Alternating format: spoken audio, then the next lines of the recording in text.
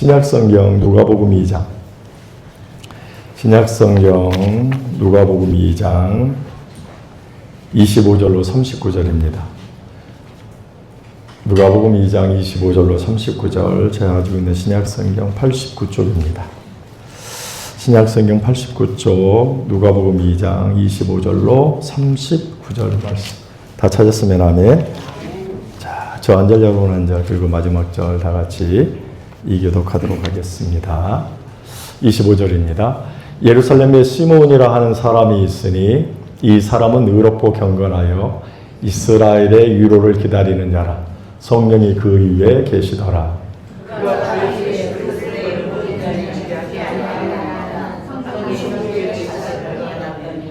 성령의 감동으로 성전에 들어가매 마침 부모가 율법의 관례대로 행하고자 하여 그 아기 예수를 데리고 오는지라.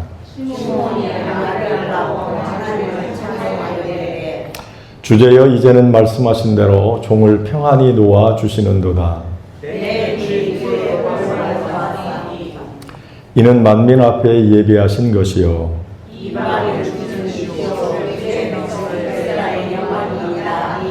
그의 부모가 그에 대한 말들을 놀랍게 여기더라.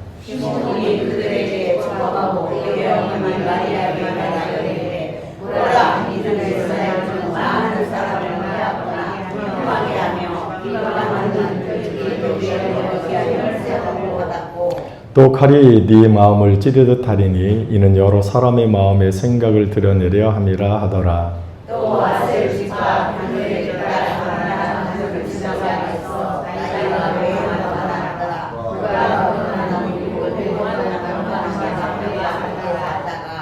과부가 되고 84세가 되었더라. 이 사람이 성전을 떠나지 아니하고 주야로 금식하며 기도함으로 섬기더니 마침 그때 나와서 하나님께 감사하고 예루살렘의 성령을 바라는 모든 사람에게 예배하여 말하니라. 다 같이 주의 율법을 따라 모든 일을 마치고 갈릴리로 돌아가 본 동네 나사렛에 이르니라. 아멘.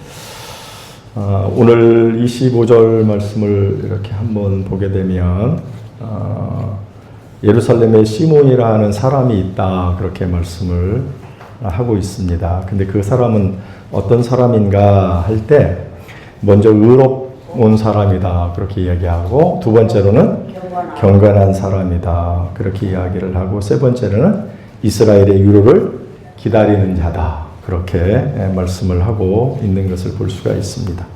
여기서 의롭다라고 하는 것은 무슨 말이냐라고 할 때, 의롭다라고 하는 것은 시므온이 하나님의 법을 따라 이웃에게 할 도리를 다 하고 살았다라고 하는 의미입니다.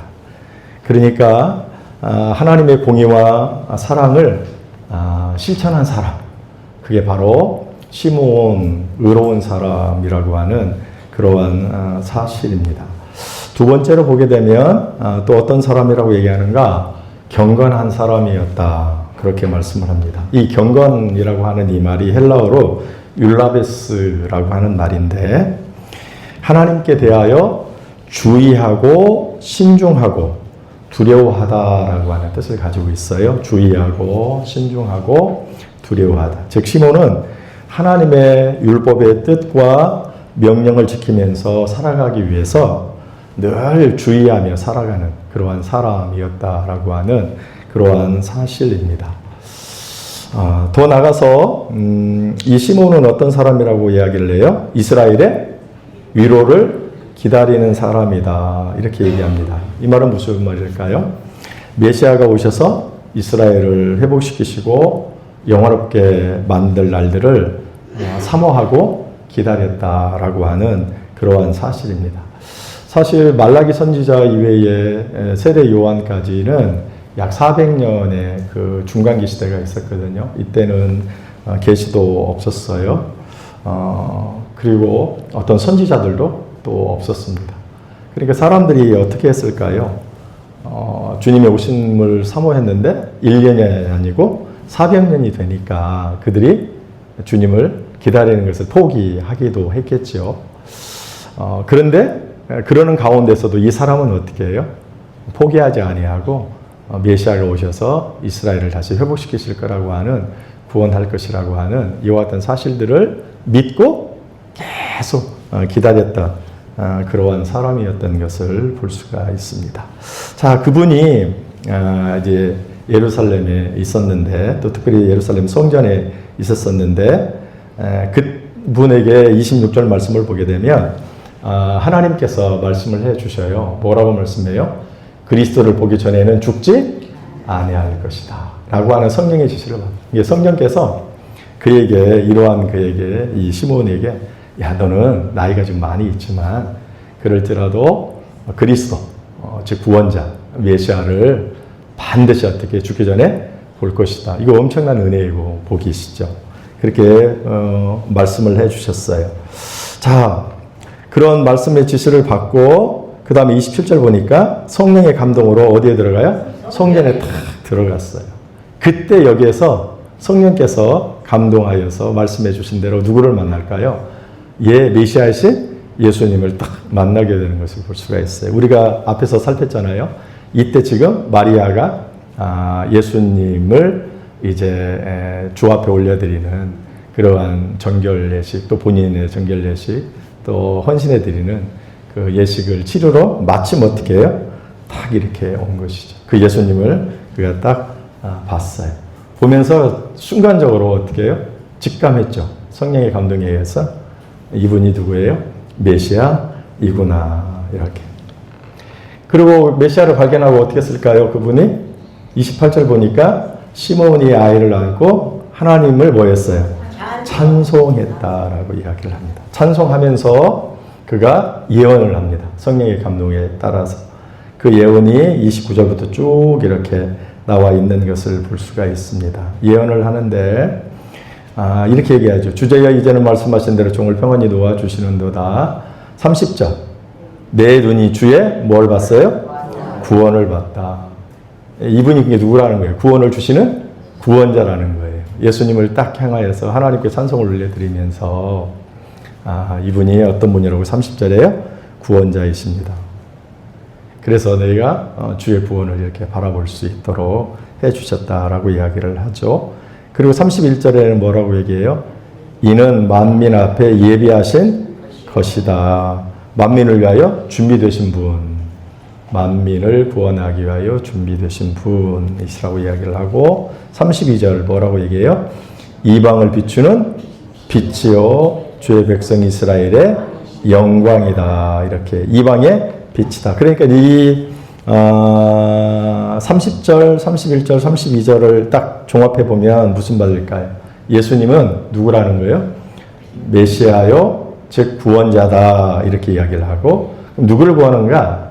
이방인의 빛이라 그랬잖아요. 이스라엘의 영광이고, 이스라엘과 이방인을 구원하신 구원자이시고 왕이시다 라고 이야기를 하면서 바로 구원의 시작이다 라고 그렇게 지금 말씀을 하고 있는 것을 볼 수가 있습니다. 그러면서 누구를 축복하는가? 34절 보니까,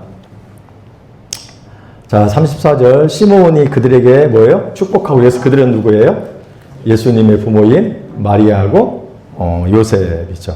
그들을 어떻게 했어요? 축복했어요.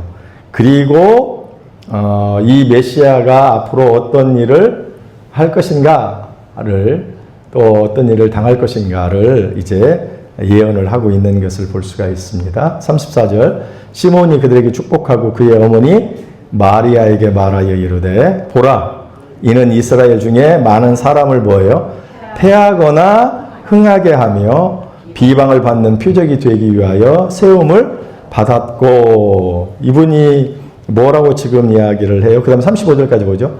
또 칼이 네 마음을 찌르듯 하리니 이는 여러 사람의 마음의 생각을 드러내려 함이니라 하더라. 여기 보니까 예수님이 오셔서 하시는 게 뭐예요? 사람을 패하거나 흥하게 하신다는 거예요. 이 사람, 예수님 오셔서 사람을 흥하게 패하게 하신다는 게, 흥하게 한다는 거예요.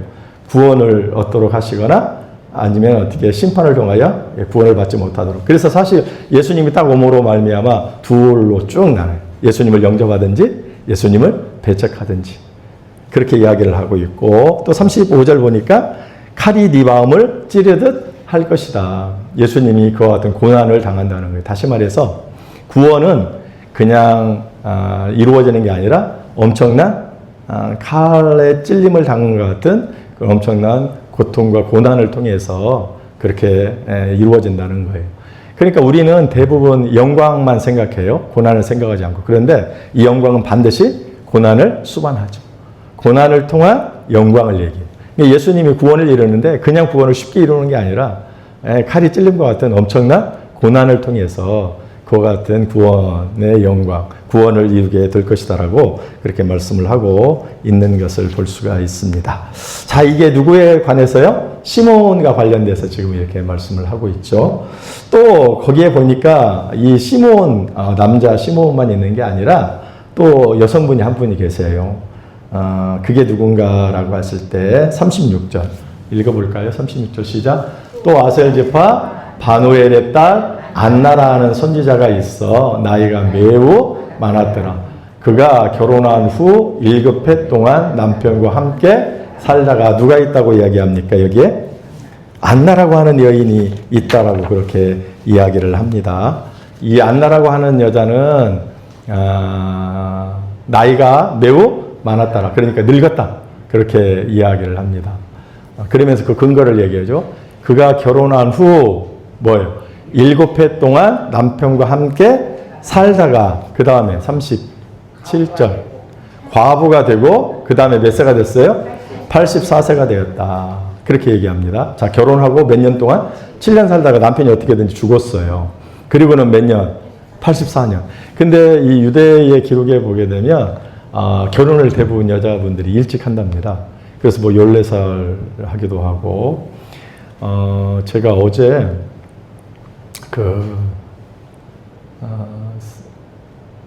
한국은 처음이지 라고 하는 뭐 그런 프로그램이 있나 봐요. 토요일 날 어떻게 재방송을 했어요. 어디에서 온 친구들이죠? 히말라야에서 온 네팔이라고 하는 거기에서 학생 그 나이가 18살 뭐 형은 20살 이렇게 되는 것 같아요. 그래서 거기 있는 네팔에 있는 청년 우리나라에 이렇게 초대해가지고 한 주 정도 다 이렇게 시켜주는 그런 프로그램인데 그 온 친구들이 옛날에 기안 84라고 하는 사람이 네팔에 한번 갔었을 때 만났던 그런 친구들이었는데 기안 84라고 하는 사람이 초청한 건 아니고 네팔 출신의 어떤 성공한 그 사람이 그들은 그 학생들은 그 어린 친구들은 그 사람에게 40살 넘었나 그래서 삼촌이라고 얘기를 하더라고요. 그 사람이 이제 초청을 이렇게 했더라고요. 그런데 거기는 여기 와가지고 18이면 얼마나 어려워요. 그죠? 고3이 19살이거든요. 그럼 18이면 고2잖아요. 그런데 여기 와가지고 자기가 이렇게 하는 소리가 자기네가 늙었대요. 우리는 지금 학생이잖아, 고2. 근데 와서 늙었대요. 왜 그런가? 그랬더니요. 여기는 17, 뭐 18, 이럴 때 결혼을 한답니다. 그래가지고 거기에 비하면 그 심지어 더 어린 여자들은 더 일찍 결혼도 하겠죠. 그렇게 해서 자기네 나라에서는 어른이래요. 그리고 늙었다고. 근데 우리나라 오면 진짜 학생이잖아. 아주 어린 친구들이요. 근데 이스라엘도 역시 마찬가지인데요. 이 지금 네팔이라고 하는 데에도 남자들도 결혼 일찍 하고 여자는 남자보다 더 일찍잖아요. 더 일찍 하겠죠. 그 이스라엘도 여자들 기록이 14살에 결혼을 이렇게 했다라고 얘기해요. 그러면 이제 그냥 평균 14살 잡고요. 뭐 다는 아니겠지만 정확히 모르겠지만 이제 여기에 한번 해보자고요. 자, 14살에 결혼했어요. 근데 몇 년 살다가 남편이 죽었어요? 7년 살다가 그러면 그 몇 살에 과부가 된 거예요? 21예요. 그 이후에 몇 년이에요? 84년이에요. 그러면 합치면 몇 년 정도 될까요? 105세예요. 5세. 여기서는 105세가 나와 있지 않지만 우리가 그냥 계산을 좀 한번 대충 해보면 근데 여기는 나이를 딱 얘기하지 않고 그냥 뭐라고 했어요? 36절 보니까 늙은 여자 이렇게 이야기를 해요. 그러니까 얼추 이렇게 계산을 쭉 해봐도 100세가 이렇게 넘은 그러한 분, 그분이 누구라고요? 안나라고 하는 그러한 분이시죠. 근데 그분이 어떤 일을 했다라고 이야기를 해요. 자, 37절 과부가 되고 84세가 되었더라. 이 사람을 성진을 떠나지 아니하고 주야로 금식하고 기도함으로 섬겼다는 거예요. 성전을 떠나지 않아요. 이 여자에 대한 이야기를 이렇게 하는 거 보면 이 안나라고 하는 여인이 유명했던 것 같아요. 그래서 이제 이 여인의 이야기가 여기 기록되어 있고, 이 여인이 연세가 많이 드셨는데 한 게 뭐냐면 주야로 나이가 그렇게 많이 드셨는데도 주야잖아요. 주야. 밤낮. 뭐 그냥 이런 말로는 금식을 밥 먹듯이 그렇게 금식 기도를 했다는 거예요. 금식 아시죠? 먹지 않으면 죽어요. 그런데 이 곡기를 끊고 기도했다라고 하는 것은 생명을 걸고 기도했다는 것이고, 그만큼 하나님 앞에 간절히 기도했다는 것이죠. 그리고 뭐예요? 주야로 금식하며 기도함으로 섬겼다, 이렇게 이야기합니다. 자, 그런데 마침 이때에 나와서 하나님께 감사하고 예루살렘의 속량을 바라는 모든 사람에게 그에 대하여 누구예요? 말하니라. 이 그는 누구예요? 메시아 예수님에 대해서 이렇게 막 전했다라고 얘기를 하고 있어요. 그러면서 39절 주의 율법에 따라 모든 일을 마치고 갈릴리에 돌아가 본 동네 나사렛에 이르니라. 이 안나라고 하는 그 여인은 예루살렘 성전에서, 또 예루살렘에서 유명한 여인인데 밤낮 금식하고 기도하면서 섬겼다. 마침 성전에 있을 때 결례를 행하러 온 아기 예수님, 메시아를 보고 이분이 바로 뭐라? 메시아다 라고 사람들에게 전해 주었던 것을 볼 수가 있어요. 자, 이게 오늘 이제 읽었던 내용의 대략적인 내용인데요. 두 가지를 생각해 볼 수 있는데 그냥 먼저 하나를 좀 생각해 보려고 해요. 주 안에서 연세가 많이 드신 우리 어르신들이 어떤 삶을 살아야 될 것인가. 앞서 말씀드렸죠. 안나라고 하는 여인이 결혼을 몇 살째 했는지 모르지만 결혼하고 7년 살고 혼자가 되고 그 다음에 84년 동안 성전에서 뭐하고 금식하며 기도하고 심지어 예수님이 오셨을 때 그분을 다른 사람들에게 전하는 그 같은 삶을 살았던 것을 볼 수가 있습니다. 이분은 정말로 나이가 많은 대로 하나님 앞에 기도와 금식을 하면서, 그리고 심지어 아기 예수님을 사람들에게 전하는, 이렇게 오늘날로 표현하면 전도하는, 증거하는 그 같은 삶을 살았던 것을 볼 수가 있습니다. 안나가 이렇게 할 수 있었던 것은 근본적으로 하나님께서 그에게 뭐예요? 건강을 허락해 주셨기 때문에 그렇게 했던 것을 볼 수가 있습니다.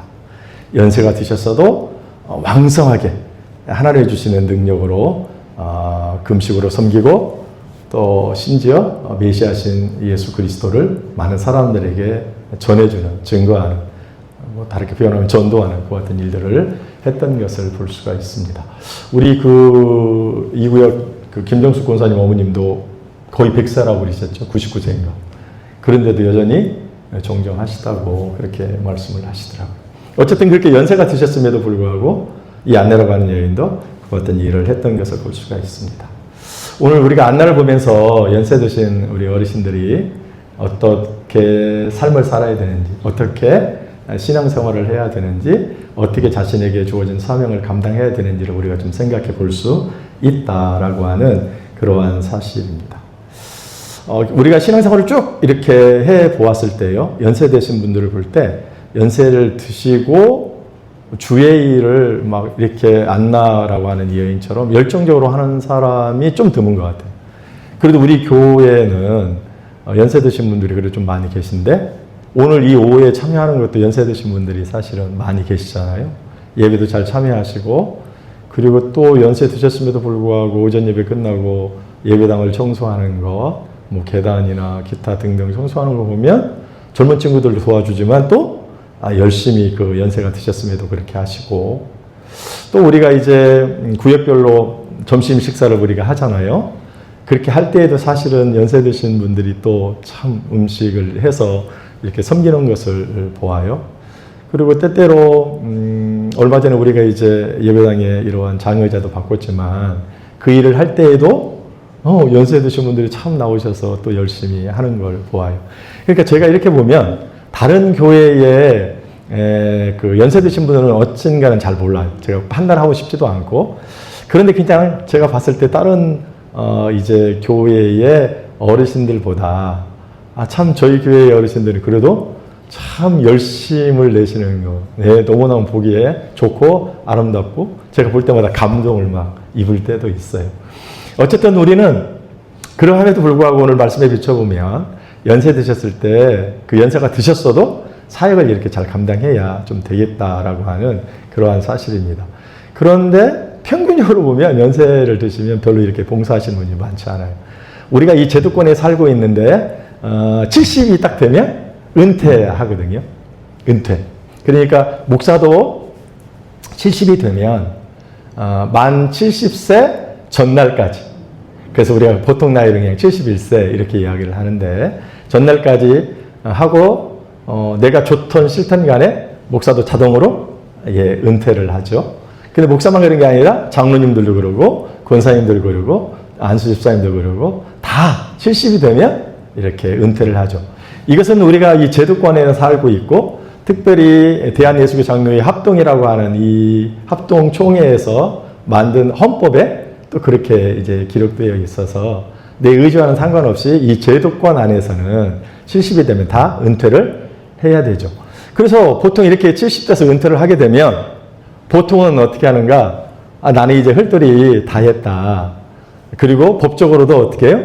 70이니까 은퇴를 해야 된다라고 생각을 하고 쉬시는 경우가 상당히 많이 있습니다. 그래서 하는 교회에 일해서 손을 뗄 때가 있습니다. 그러면서 나는 지금까지 열심히 해왔다. 그리고 이제는 나보다도 더 젊은 친구들을 키워줘야 되고 그 젊은 친구들에게 일을 할 수 있는 길을 좀 열어주어야 된다라고 하는 좋은 명목을 이렇게 이야기하면서 이제 이 모든 일에서 이렇게 쉬려고 하는 그런 경우가 많이 있는 것을 보십니다. 그런데 오늘 이 본문에 등장하는 안나라고 하는 이 여인을 보면 그게 좀 바람직하지는 않다라고 하는 그런 사실입니다. 오히려 연세가 드실수록, 그리고 하나님 나라에 가까이 더 갈 날이 물리적으로 더 가까운 것을 생각하면 어찌 보면 이전보다 더 나은 열심을 내어야 되는 게 이 여인처럼 또 그렇게 하는 것이 옳지 않은가 싶습니다. 여기 보게 되면 이 안나라고 하는 여인이 섬겼다라고 하는데 주야로 금식하며 섬겼다는 것입니다. 여러분 신앙생활을 쭉 해와봤지만 이 기도만큼 위대한 것이 없습니다. 교회를 뭘로 섬길 거냐? 내가 막 육체의 노동으로 섬길 거냐? 이렇게 하지 않았습니다. 이 여인은. 제가 몰라요. 그 예루살렘 성전을 얼마나 닫고 이렇게 했는지는 잘 모르겠지만 상황이. 어쨌든 말씀에 의하면 막 육체적인 노동과 육체적인 수고와 애씀을 통해서 교회를 섬겼다고 얘기하지 않고 뭘로요? 기도. 예, 금식하며 기도. 이게 정말 너무너무 귀한 것 같아요. 우리가 잘 아는 사무엘을 보게 되면 우리가 사무엘 선지자가 뭐라고요? 내가 기도하는 죄를 짓지 않겠다. 기도하는 것은 다 죄인가? 그건 아니라 그랬죠. 우리가 기도 못할 때도 있어요. 또 연약한 사람은 정말 기도를 못할 때도 있어요. 그럼 그 사람들이 다 죄인인가? 그건 아니고 사무엘이 말하는 내가 기도하지 않는 죄를 범한다고 하는 것은 사무엘은 그 사명이 바로 이스라엘 왕과 이스라엘 백성들을 위하여 기도하는 것이 그의 사명이에요. 그래서 자기가 기도하지 않는 것이 죄라고 하는 것은 이 사명을 감당하지 않는 것이 죄다라고 하는 의미예요. 또 반대로는 그만큼 기도를 반드시 하겠다라고 하는 그러한 고백인 것을 볼 수가 있습니다. 어쨌든 이 기도라고 하는 것은 우리가 경험을 해봐서도 알고 말씀을 통해서도 알듯이 엄청나게 중요합니다. 그냥 몸으로 섬기는 것, 예, 중요하죠. 연세가 드셨는데 막 교회를 위해서 막 몸으로 막 우리 지금 청소하는 것처럼 하는 것도 너무너무 귀하죠. 그러나 그거보다 더 귀한 건 뭐겠어요? 기도로 섬기는 것입니다.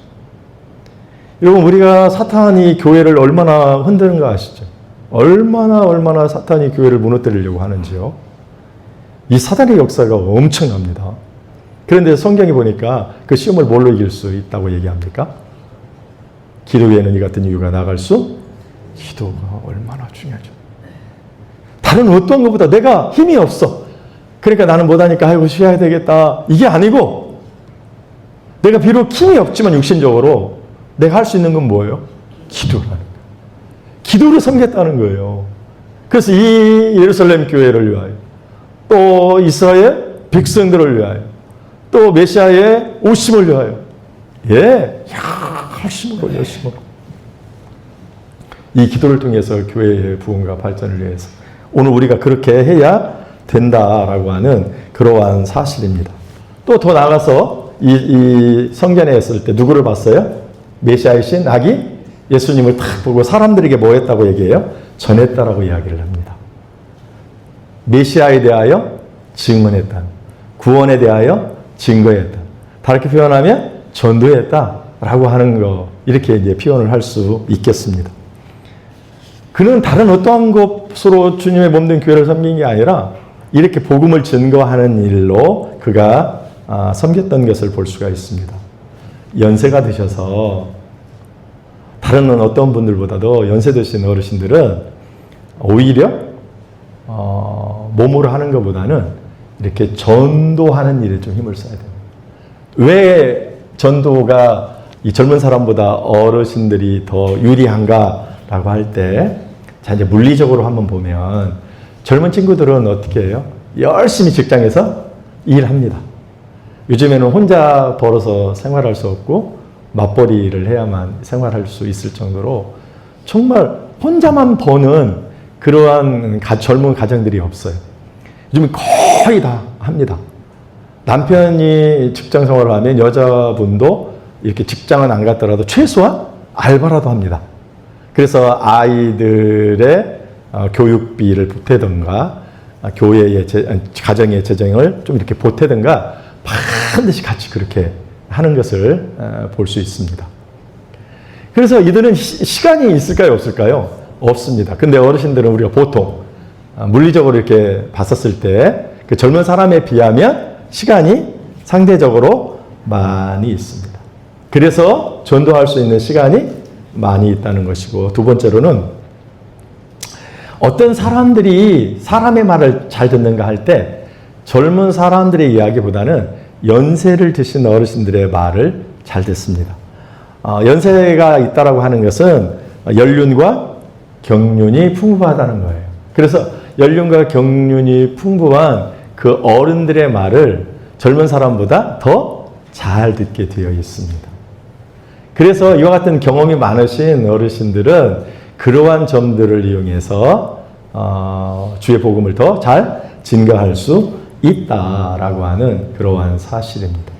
탈무드에 이런 말이 있대요. 어리석은 자에게 있어서 노년은 겨울이나, 어리석은 자에게 있어서 노년은 겨울이나, 지혜로운 자에게 있어서 노년은 황금기다라고 하는 말이 있대요. 그러니까 연세를 드셨을 때가 더 어떻게 해요? 황금기다.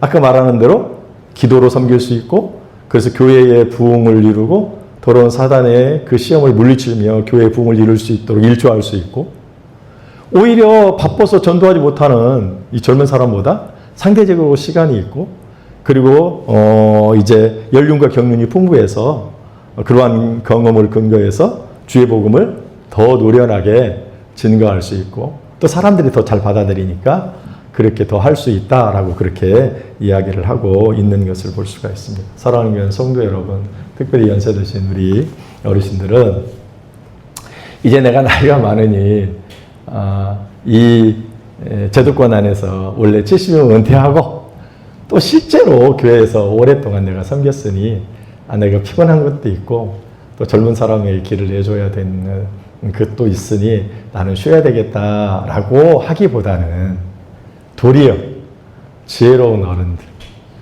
오히려 연륜을 기도하는 일에 또 주의 복음을 증거하는 일에 이렇게 좀 사용하시는 그런 어른들이, 그래서 정말 오히려 하나님 나라에 갈 그날이 가까웠음을 기억하면서 내가 젊었을 때 오히려 못했던 것을 돌아보면서 더 주 앞에 더 이렇게 충성하고 헌신하는 우리들이 좀 되어야 되겠다 하는 것입니다. 우리가 잘 아는 대로 여호수아 14장에 가보면 이스라엘의 최고의 지도자가 여호수아거든요. 근데 여호수아 곁에서 늘 여호수아가 성공적으로 이스라엘의 지도자로 특별히 가나안 땅을 점령하고 그리고 땅을 잘 분배하는 그 사역을 감당할 수 있도록 갈렙이라고 하는 사람이 도와줬거든요. 근데 갈렙이 여호수아한테 가서 그렇게 이야기를 해서 모세가 나를 보낸 날과 같이 오늘날 오히려 강건하니 나의 힘이 그때나 이제나 일반이라. 싸움에 출입에 감당할 수 있사온즉 그날에 여호와께서 말씀하신 이 산지를 내게 주소서. 당신도 그날에 들으셨거니와 그곳에는 아낙 사람이 있고 그 성읍들은 크고 견고할지라도 여호와께서 혹시 나와 함께 하시면 내가 필경 여호와의 말씀하신 대로 그들을 쫓아내리라. 여호수아에게 갈렙이 얘기하는 거예요. 우리가 오래전에 아주 젊었을 때 우리가 모세 앞에서 내가 이렇게 이 산지를 돌라고 했다. 그때 모세가 약속했다. 당신 알고 있지 않느냐.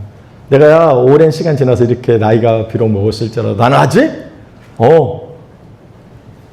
그 사명을 감당할 만하다. 그러니 그 사명을 감당할 수 있도록 사람이 내가 점령하려고 하는 그곳에 강한 민족이 있어서 가방 이방 민족이 있어서 다 싫어하는데 내가 이 산지를 점령하기를 원한다 하면서 당신이 증인이지 않느냐. 나한테 이 산지를 점령할 수 있도록 허락해달라고 여호수아에게 간청을 하는 걸 볼 수 있어요. 갈렙이 나이가 많거든요. 그럼에도 불구하고 나는 주의 일을 감당하겠다라고 하는 걸 볼 수가 있어요. 우리가 신명기 34장에 가면 모세 얘기 나오거든요. 신명기 34장이 이제 마지막 장이에요. 신명기. 그래서 모세가 비스가산에서 결국 가나안 땅에 들어가지 못하고 모압 평지에서 이제 모압 땅에서 그가 죽게 되거든요. 그런데 신명기 34장 7절에 그런 말씀이 있어요. 모세가 죽을 때 나이 120세라. 그 눈이 흐리지 아니하였고 기력이 쇠하지 아니하였더라. 죽기 전까지도 모세는 어떻게 해요? 눈이 흐리지도 않고 기력이 쇠하지 않아. 그가요 이렇게 부르심을 받은 그때까지 그가 하나님께 주신 사명을 감당해요. 그 앞에 뭔 일을 하냐면 죽기 전에 여호수아를 후계자를 임명하고 세우는, 그에게 축복하는 그 마지막 사명을 끝까지 감당을 하고 그 다음에 하나님의 나라에 그가 들어가는 것을 볼 수가 있습니다. 나 나이 먹었으니까 좀 쉬어야 할 것 같아 이렇게 하고 있다가 부름을 받은 게 아니라 죽기 직전까지도 주의 맡겨주신 일들을 감당하더라. 사랑하는 귀한 성도 여러분, 특별히 연세 드신 우리 어르신들, 우리가 나이 먹고 어떻게 이 땅에서 신앙생활을 해야 될 것이냐 할 때 오늘 본문에 등장하는 안나라고 하는 이 여인처럼, 그리고 갈렙처럼, 그리고 모세처럼 주님 부르시는 그날까지 정말 최선을 다하신, 오히려 내가 젊었을 때 주의 일을 좀 못했는데 이제 주의 부르심이 날이 가깝고 그의 나라에 이를 날이 가까웠으므로 오히려 내가 더 이전보다 더 열심히 섬기다가 주께서 부르시면 그의 나라에 이르러야 되겠다 생각하시고 연세 드셨다고 뒷방 저기 어르신들처럼 이렇게 있지 마시고, 아니 나이 많았으니까 나 이제 좀 쉬어야지 하고 진짜 나이 많은 것처럼 티내지 마시고 오히려 다 열정적으로 주님의 일을 잘 감당하시다가 정말 주님 부르시면 그날에 이르실 수 있는 참 지혜로우신 어르신들, 열심히 내는 어르신들, 모든 사람들에게 존경과 인정을 받는 그런 어르신들의 삶이 되시기를 예수님의 이름으로 축원을 드립니다. 기도하시겠습니다.